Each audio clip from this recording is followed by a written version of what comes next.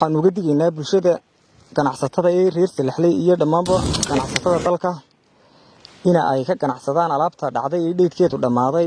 Imika waxa sharaabka soo qabanay dheedkiisu wuxuu ku eegay 16kii bishii 11 2023 tanna waa tan wuxuu ku eegay 23kii bishii 5 2024 maanta waxa lagu jiraa 2025 waxaan halkan ku gubaynaa sharaabkan iyo biskuuliyadan halkan yaala oo dhacay ama dheedkoodu dhamaaday dhamaanba dadkii lagu soo qabtay sharaabkan ee laga soo ururiyay waxa laga qaaday runtii tallaabo ku haboon.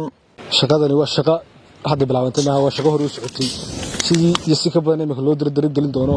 Shaqadana waxa noqonaysaa mid istaagtama noqon doonto, waxa noqonaysaa mid toddobaad walba aanu qaadno qofkii lagu qabto wax mutaysan doona ganaax iyo ciqaab. Maanta oo taariikhdu tahay 1 bisha 9 2025 waxaan halkan ku gubaynaa sharaabkan iyo biskuuliyadan halkan yaala oo dhacay ama dheedkoodu dhamaaday.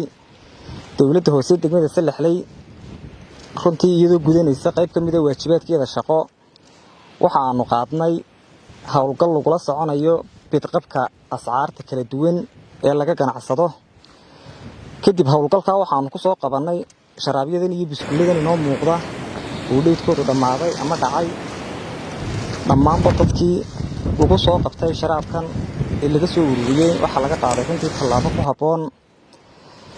Marka waxaan uga digaynaa bulshada ganacsatada ee reer Salaxley iyo dhamaanba ganacsatada dalka in ay ka ganacsadaan alaabta dhacday ee dheedkeedu dhamaaday isla markaana ay ka taliyaan caafimaadka dadkooda iyo dalkooda oo aanay iibinin badeecadaha noocan oo kala ah ee dhacay.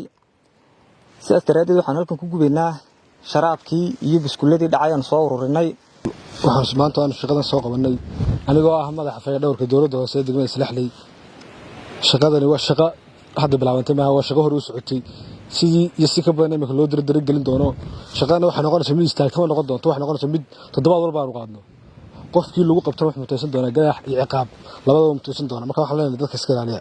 Waxa sharaabka soo qabanay dheedkiisu wuxuu ku eegay 16kii bishii 11 2023 tanna waa tan wuxuu ku eegay 23kii bishii 5 2024 maanta waxa lagu jiraa 2025 marka bulshada waxaan sheegaynaa waxaan waa kiimikaal haduu noqdo dadka cudur buu ku sameyn karaa in la iska ilaaliyo wixii dambe lagu qabtana dadka tallaabo sharci laga qaadi doonaa.